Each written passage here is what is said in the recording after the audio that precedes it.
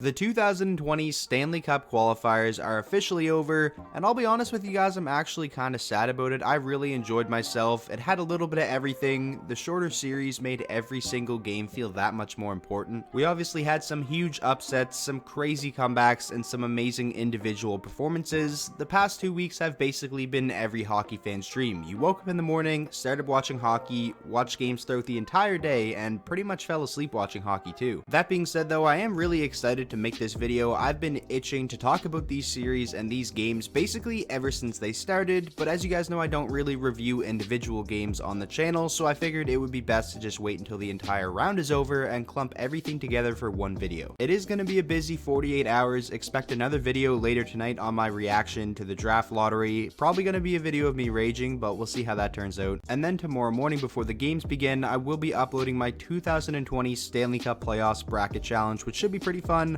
So look out for those videos, and now without wasting any more time, let's jump right into this and start reviewing these series. Starting off out east, we have the Carolina Hurricanes sweeping the New York Rangers 3-0. I started off with this series just because I don't really have a lot to say, and I don't feel there's much I can say really about it.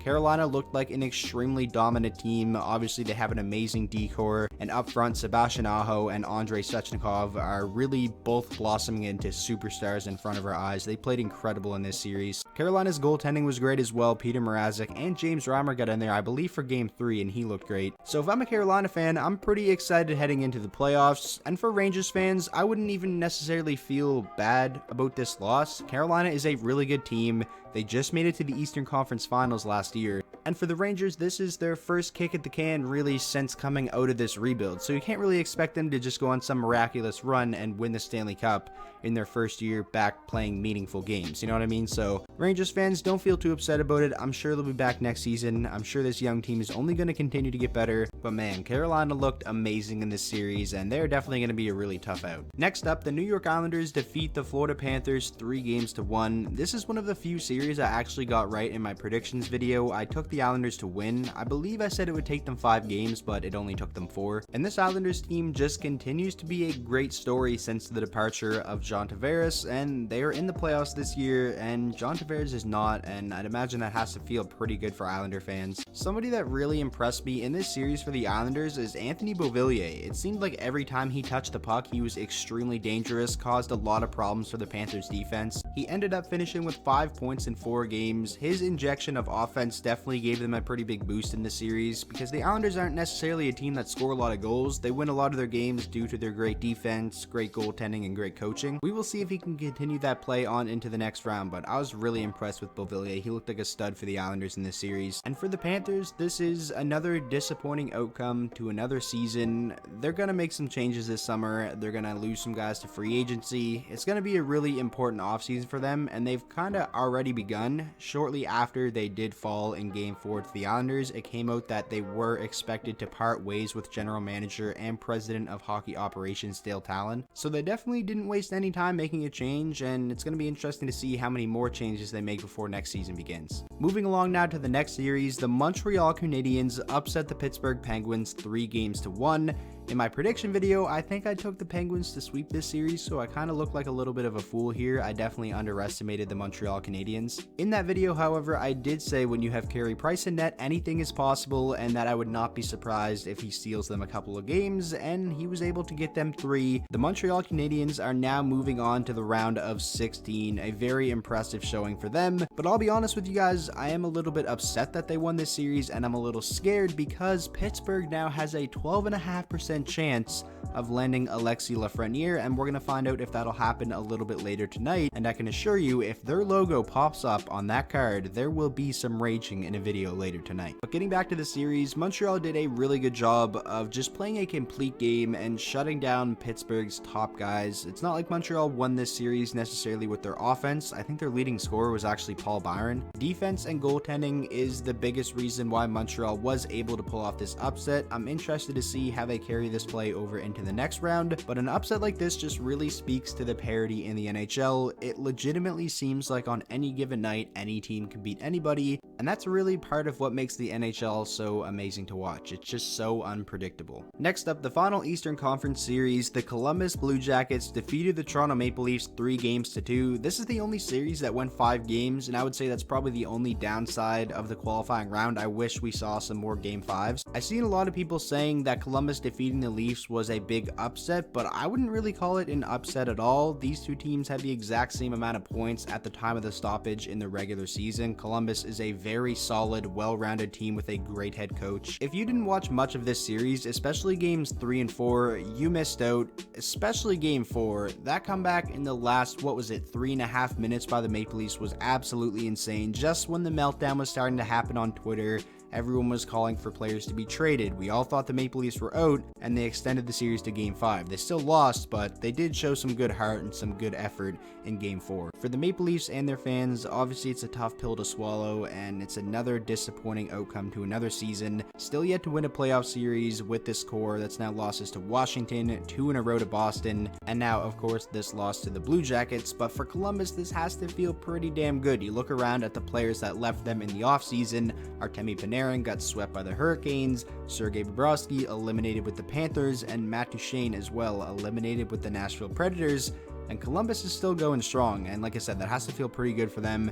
They're now on a collision course with the Tampa Bay Lightning, a rematch from last year's first round, which should be a really exciting series. I'm sure Tampa Bay is going to want to get their revenge. It'll be interesting to see how that plays out, but this series between the Maple Leafs and the Blue Jackets, definitely my favorite of the qualifying round, and you just kind of got to tip your hats to the Blue Jackets, especially Jonas Korpisalo, who was a brick wall in this series. I think he became the first goaltender since Martin Brodeur in 2004 to get a shutout in the opening game of a series and also the deciding game. Switching on over now to the Western Conference, the Arizona Coyotes defeat the Nashville Predators 3-1.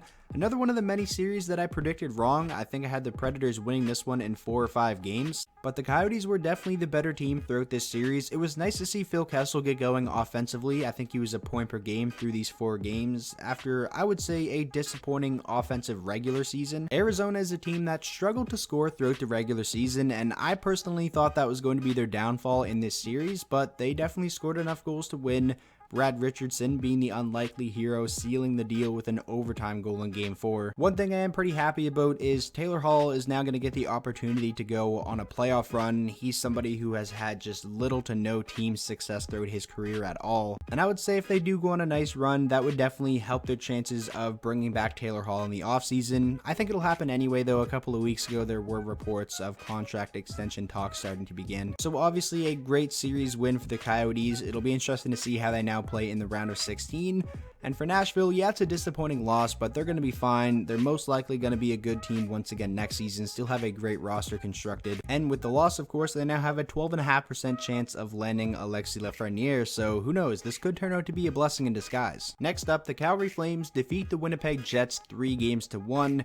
It's unfortunate that Winnipeg had such bad luck in this series, with Mark Scheifele going down with a pretty bad injury in the first period of Game 1, and also Patrick Laine going down with a wrist injury in Game 1, both of those guys missing the remainder of the series. When that happened, I would say Winnipeg's chances were probably cut in half. Those are 2 massive parts of the team, but even with that said, you still have to give credit to the Calgary Flames, who played an amazing series. Last year in the first round against the Avalanche, after winning the Western Conference, they looked like a soft team that wasn't supposed to be there, and a team that stood no match against the Avs. And in this series against the Jets, they looked like the complete opposite of that. They played a very physical, chippy game.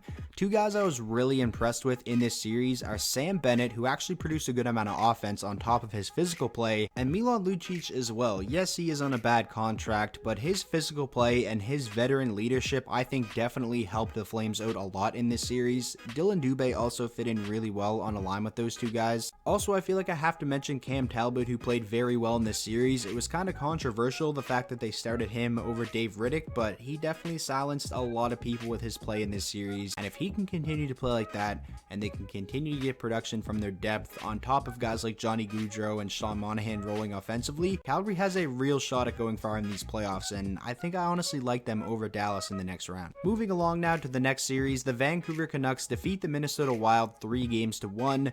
This is one of the few series I actually predicted right. I took the Vancouver Canucks. I think I said it would be a sweep, but Minnesota did get one game. I was still impressed with Kevin Fiala. He carried his great play from the regular season over into the playoffs. But aside from him, not too many players on Minnesota really looked that dangerous in this series, and you could really just tell they weren't up to par talent-wise with the Vancouver Canucks. And with the Canucks winning this series and advancing to the round of 16, I think we can now officially say the rebuild is over. And the young stars they drafted throughout the rebuild looked great in this series. Brock Besser played really well. Elias Pettersson, I was really impressed with how he was able to keep his cool. Every time he had the puck or was even around the puck, Minnesota was being extremely physical. You could tell they were trying to get under his skin. And Quinn Hughes, man, what a series he had. He leads all defensemen in points after the qualifying round. And you guys know I love me some Phillips Zadina, but I would be lying if I said it didn't hurt me deep down knowing that Quinn Hughes could be a Red Wing right now. But definitely a great win for Vancouver. They came in and did what everybody expected them to do.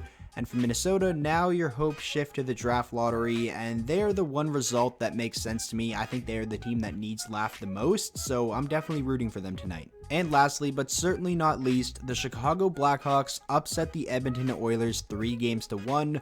I predicted Edmonton would win this series in 5 games. I figured it would be close, but man, Chicago kind of had their way with Edmonton. Connor McDavid did Connor McDavid things. He was electric. He was amazing in this series.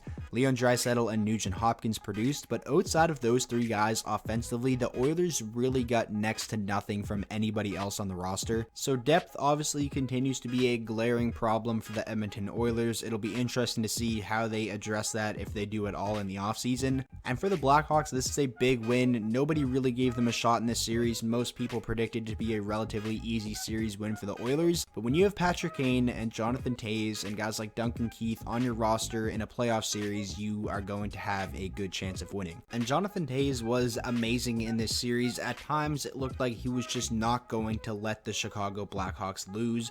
Dominic Kubalik looked really impressive. Obviously had that massive Game 1 performance. Duncan Keith on the back end, what is he, 35 or 36 years old now, and he looked like he was 28 out there. He was logging a ton of minutes. He had a great series as well. This definitely has to feel really good for the Blackhawks and their fans. They now draw the Golden Knights in round 1, which is going to be a very tough matchup, and I'm sure they're going to be the heavy underdogs again, but as we saw in this series against the Oilers, anything is possible. That is going to wrap up my review of the qualifying round for the 2020 Stanley Cup playoffs. Tomorrow is where the real playoffs get underway, the round of 16. Make sure to let me know down below in the comment section which series are you most excited for, and also be sure to head over to the community tab of my channel and join my bracket challenge. Make a bracket. I will be giving out some type of prize to the winner in the end. And yeah, if you guys did enjoy today's video, please make sure to go down there and drop a like on it. That is the best way to show your support.